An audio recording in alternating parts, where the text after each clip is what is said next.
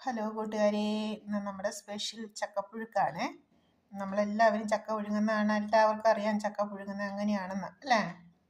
എന്നാലും ഞാനൊന്നുകൂടെ പറയുവാണേ നമ്മൾ പുഴുങ്ങുന്ന രീതി. ചക്ക നന്നായി ചെറുതായിട്ട് അരിഞ്ഞെടുത്ത് ആവശ്യത്തിന് ഉപ്പും വെള്ളവും ഒഴിച്ച് കരിവേപ്പിലയും കൂടെ ഇട്ട് നമ്മൾ വേവാനായി വയ്ക്കുന്നു. വെന്ത് വരുമ്പോഴേക്കും ആവശ്യത്തിന് തേങ്ങ ഇച്ചിരി നന്നായിട്ട് ചേർക്കുന്നതാണ് നല്ലത്. ഇച്ചിരി അധികം തേങ്ങയും ആവശ്യത്തിന് കാന്താരി, ജീരകവും, ഒരു നുള്ളു മഞ്ഞളും, ഒരു നുള്ളു ജീരകവും, ചുവന്നുള്ളി ചെറുതൊരു ചുള, വെളുത്തുള്ളി 2 ചുള, 2 അല്ലി, ഇത്രയും ചേർത്ത് നമ്മൾ നന്നായിട്ട് അരച്ചെടുക്കുന്നു.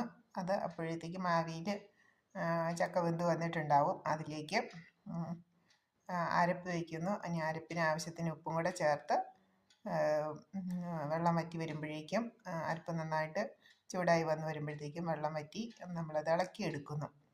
ഇപ്പം ചക്കപ്പുഴുക്ക് ഉണ്ടാക്കാൻ ഈസിയാണ്, എളുപ്പമാണ്. നമുക്ക് വളരെ പെട്ടെന്ന് തന്നെ തയ്യാറാക്കാവുന്നതാണ്. അത് ഒരുക്കിയെടുക്കുന്ന ഒരു താമസം മാത്രമേ ഉള്ളൂ. അപ്പോൾ നമ്മുടെ ടേസ്റ്റി ചക്കപ്പുഴുക്കും മീൻകറിയുമാണ് ഇന്നത്തെ സ്പെഷ്യൽ. അടുത്തൊരു വീഡിയോ ആയിട്ട് അടുത്ത ദിവസം കാണാം. Bye bye.